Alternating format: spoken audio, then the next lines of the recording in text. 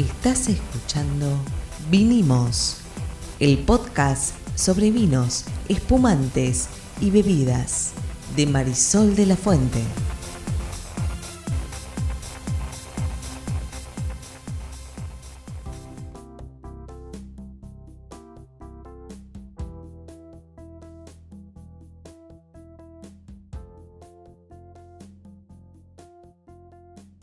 Buenas, mi nombre es Marisol de la Fuente y soy Sol Sommelier. Y yo soy Ariel Torres, soy el que hace las preguntas. El que no sabe en este podcast, ¿de qué vamos a hablar hoy, Sol? Vamos a hablar de las DOC. Ok. ¿Cómo ok? ¿Qué es una DOC? Denominación de origen controlado. Ya está, fin del podcast, nos vemos en el próximo capítulo. ¿Cómo? ¡Qué barbaridad! No, le vamos a explicar a nuestros oyentes de qué se trata. ¿Está bien de o la no? DOC. ¿O no? Es Las correcto. siglas. Lo que Las dijiste siglas son...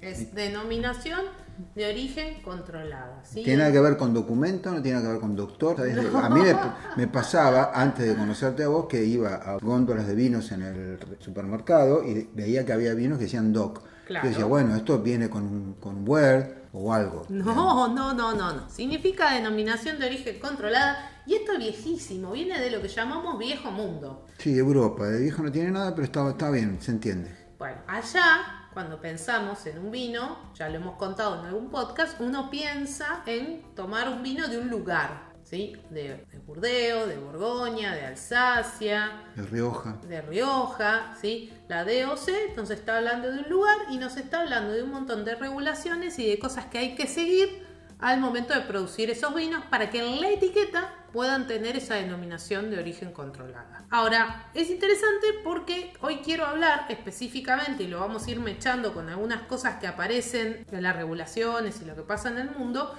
quiero hablar de una DOC de Argentina.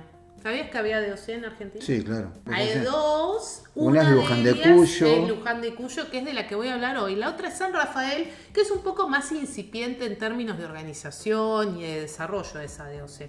Lo interesante con la DOC Luján de Cuyo es que está aprobada y regulada por la OIB, que es un organismo internacional que un poco controla lo que se hace en esa DOC. Y la de San Rafael no. Y en principio no, pero bueno, hablé con varias personas para tratar de verificar este dato antes de grabar el podcast y no estaba tan claro si sí o si no. Lo que sí puedo decir yo por conocimiento es que definitivamente es una DOC que todavía tiene bastante trabajo por hacer. ¿Por qué? Porque a diferencia de la de Luján de Cuyo, en Luján de Cuyo tenemos hoy 13 bodegas que ya conforman esta DOC.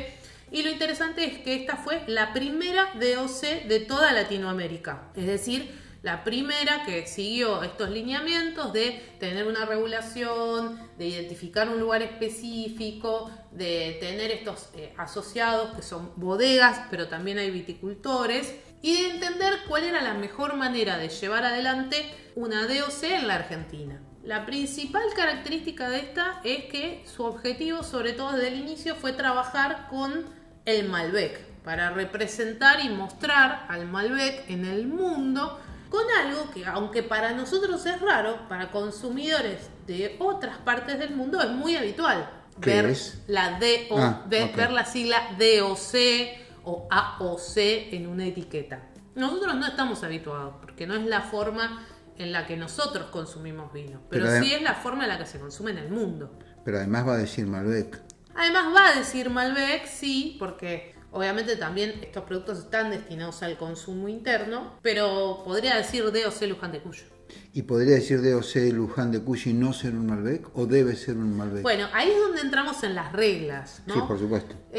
A ver, te voy a contar un poco cuáles son algunas de las reglas que tiene la DOC en Argentina. Y fue interesante porque hablando con Roberto de la Mota, con Walter Brescia, con los enólogos de las bodegas que son parte, con Pablo Cunio, que es de Luigi Bosca, que son parte de la DOC.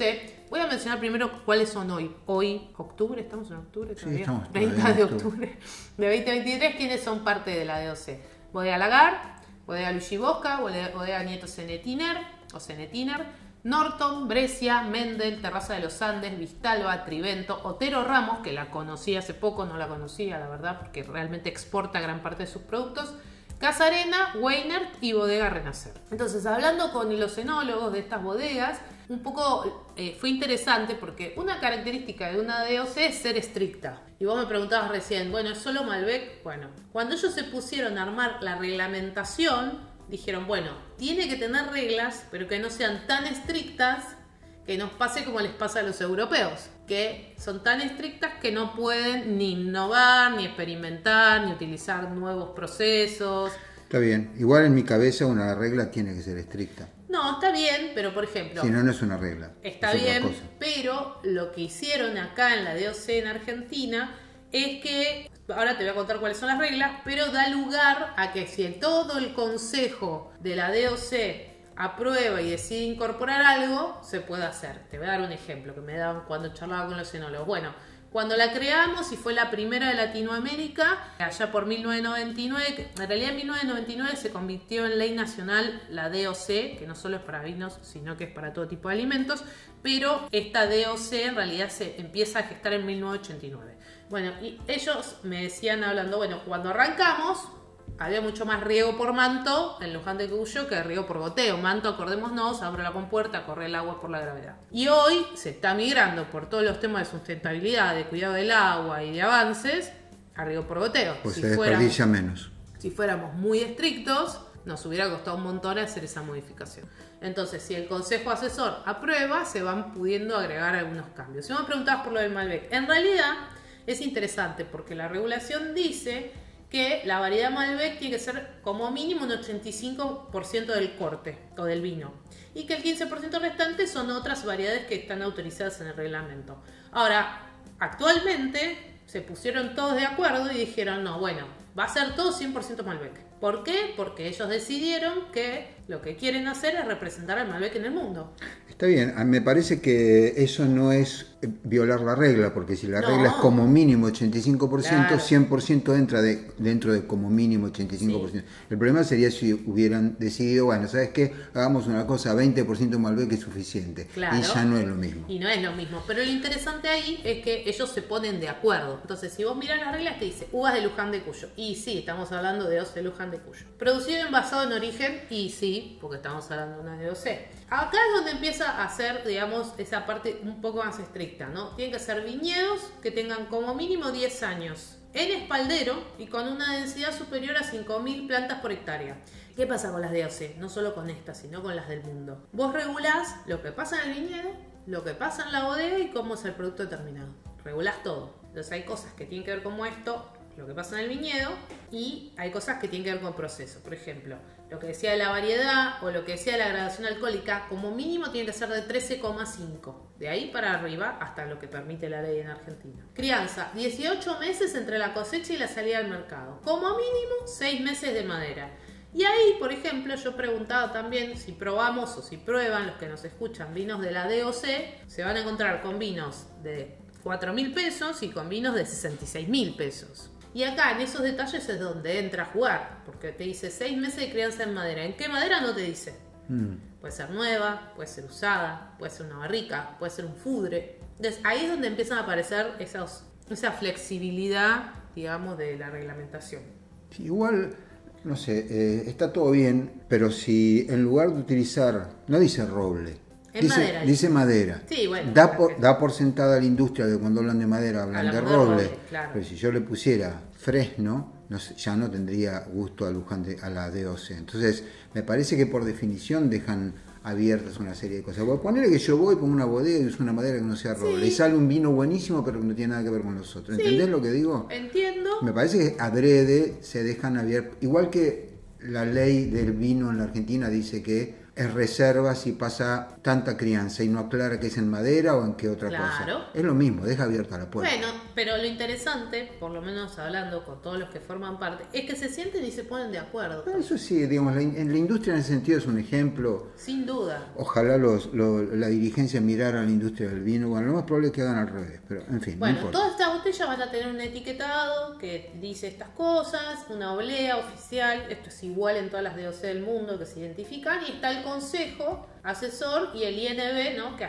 se fija que se cumple el reglamento. Y después pueden aparecer otra serie de requisitos, ¿no? Me parece interesante, ¿por qué? Porque es como contar en una zona que es el origen del Malbec. El Malbec en Argentina nace o empieza a crecer desde Luján de Cuyo, Y me parece interesante como concepto esto de mostrar nuestro Malbec. Sabemos que hay muchísimas etiquetas de Malbec en la Argentina, ¿no? Un pasito más, ¿no? Es como que lo eleva un poquito más arriba. Y eso me parece interesante porque, de hecho, acá los principales requisitos hablan de mínimo 10 años. Y cuando vos mirás la distribución por edad de las vides que se están utilizando en la DOC, vos vas desde 10 hasta 100 años. Tenés un total de 584 hectáreas. Y fíjate que si yo sumo las que tienen más de 75 años hasta 100, me da casi 300 hectáreas. Esto significa que además las bodegas se están ocupando de que sea de muy buena calidad la uva que se utiliza para la DOC. Acordémonos que cuanto más vieja es la vid, se autorregula, obviamente te da menos rendimiento, pero también te da uva de mejor calidad. Obviamente también hay hectáreas de entre 10 y 25, 25 y 75, 50 y 75, pero me pareció interesante el dato de 75 o más, ¿no? Si miramos los datos, entre 75 y 100 años hay 167 hectáreas, más de 100 años hay 149 hectáreas. Me parece muy interesante y esto tiene que ver con lo que pasa en las DOCs en el mundo también. ¿Vos decís que esto se debe a la DOC? Sí, claro. En realidad se debe a que se está cuidando algo que se considera patrimonio. En Luján de Cuyo, particularmente, está ocurriendo que en esa zona se venía vendiendo y se viene vendiendo mucho viñedo para hacer barrios cerrados. Entonces la DOC viene a defender y a apoyar y a tratar de que todas esas vides se puedan proteger y se puedan cuidar. Y además lo interesante es que se habla un poco de esto del legado y se remite a lo que pasa en Europa, esto de proteger y cuidar vides más antiguas, el patrimonio, el saber hacer de un lugar. Eso me parece súper interesante. Y además, algo que también me llamó mucho la atención es la extensión que tiene este terroir, ¿no? Estamos hablando de 4.847 kilómetros cuadrados de superficie total. Estamos hablando de alturas entre 850 y 1.100 metros sobre el nivel del mar. Y estamos hablando de algo interesante, porque vos podés etiquetar ese vino como DOC Luján de Cuyo. That's it, cumplís las reglas. Pero aparece, y eso está bueno, que lo aprendí hace poco, hace algunos días visitando a la gente de la DOC, empieza a aparecer algo como lo que ocurre en Europa, que es que aparecen los distritos. Entonces vos podés tener un vino DOC Luján de Cuyo, que además es de un distrito y, por ejemplo, además es de una finca particular. Cuando vemos los distritos me encuentro Agrelo, Las Compuertas, Mayor Drummond, Perdriel, Vistalba, Río Mendoza, Cordillera de los Andes. Bueno, son todos distritos de donde sale el Malbec DOC. Entonces cuando vos ves las opciones que hay, vas a ver algunos que dicen Malbec DOC, Luján de Cuyo, y otros que dicen DOC Luján de Cuyo, Las Compuertas, o Pedriel, o Vistalba. Y lo que están trabajando, esto obviamente en Europa es como algo muy avanzado y está bueno que esté sucediendo acá, especialmente con el Malbec, que es lo que nos representa en el mundo. Están tratando de tipificar cómo es un vino DOC Luján de Cuyo y cómo es un vino de DOC Luján de Cuyo Vistalba, por ejemplo. ¿Y qué es lo que se toma en consideración para tipificar, como dijiste vos? Bueno, ahí un poco lo que ocurre es que el consejo asesor o este comité hace degustaciones. Por ejemplo, hace 3 degustaciones al año de vinos que van a ser parte de la DOC para poder lograr esa tipificación. Y se está trabajando con algún tipo de ejercicio estadístico para poder entender qué caracteriza a un Malbec de Luján de Cuyo de un Malbec de otra parte del país o mismo de la provincia de Mendoza. Y eso es interesante también porque, digo, nosotros acá en la Argentina tenemos el concepto de la identificación geográfica, de la IG, que te habla de los lugares, que se supone que según está tipificado esos lugares tienen características diferenciadoras, pero bueno, la DOC es un pasito más. Entonces te hablan de un vino que es de un color rojo violáceo intenso, con aroma de ciruela madura, especiado, pimienta negra, que tiene buena estructura en boca, que los taninos son más dulces, son más redondos, son más aterciopelados. Bueno, obviamente todavía están trabajando en esa tipificación. Sí, además la tipificación, digamos, no te lleva a la DOC te lleva a la tipificación. O sea, vos podrías tener un vino con todas esas características en Australia y no sería una DOC Luján de Cuyo, pero las características también estarían. O sea, la DOC a lo sumo puede exigir estas características, o sea, un vino más ácido o un vino que no sea Malbec no va caber en esta DOC, pero viceversa no. Sí, me parece que lo que más me parece interesante de las DOC en general, bueno, ya sabemos que en el viejo mundo son tipificaciones o son lugares que cuando un consumidor va y compra algo de ese lugar sabe lo que está comprando.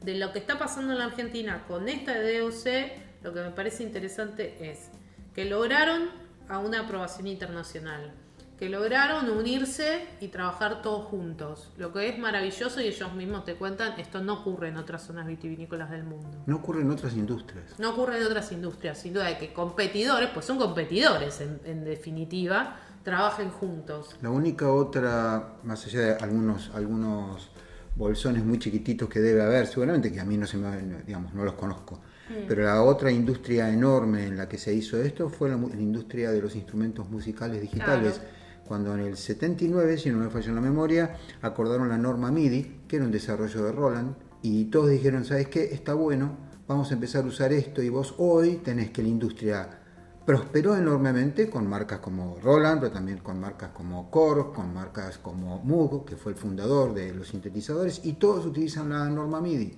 Claro. La norma MIDI ha ido mejorando un poquito, pero básicamente es la misma del 79.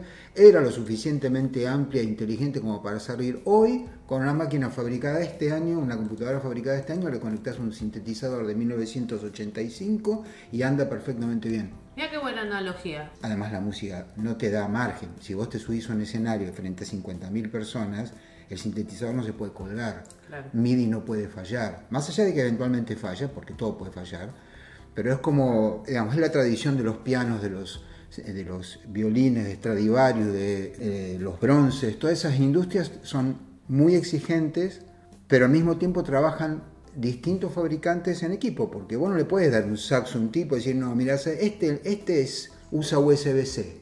Claro, imaginá, sería un quilombo. Pero es cierto que sí.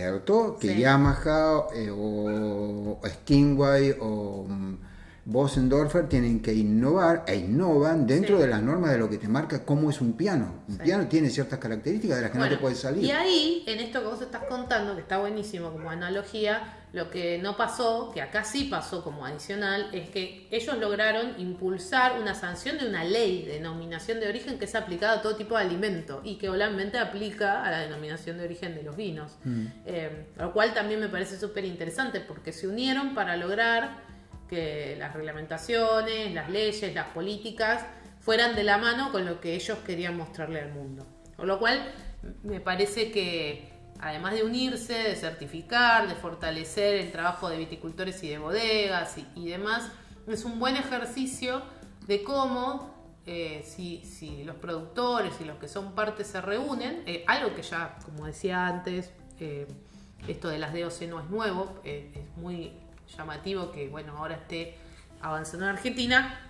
Si se reúnen, bueno, se pueden lograr cosas muy interesantes y poner al Malbec o a nuestro vino en el mundo de una manera diferente. Los primeros que estuvieron trabajando en esto fueron Bodega Norton, fue Roberto de la Mota, cuyo padre Raúl de la Mota fue uno de los grandes enólogos de la Argentina, Walter Brescia, la gente, bueno, obviamente la familia Arizu, Alberto Arizu padre, fue uno de los grandes precursores, la familia Arizu es la dueña de Luigi Bosca.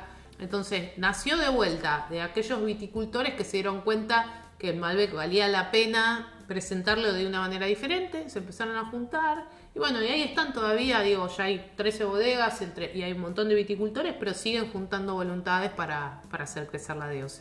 ¿Esto se llama? Vinimos. Y la que está sonando es Rocket. Rocket, nuestra nueva. Si escuchan ladriditos es porque tenemos un integrante nuevo en la familia. Los voy a tratar de eliminar, pero creo que se van a mezclar. Nos vemos en el próximo capítulo. Chau, chau.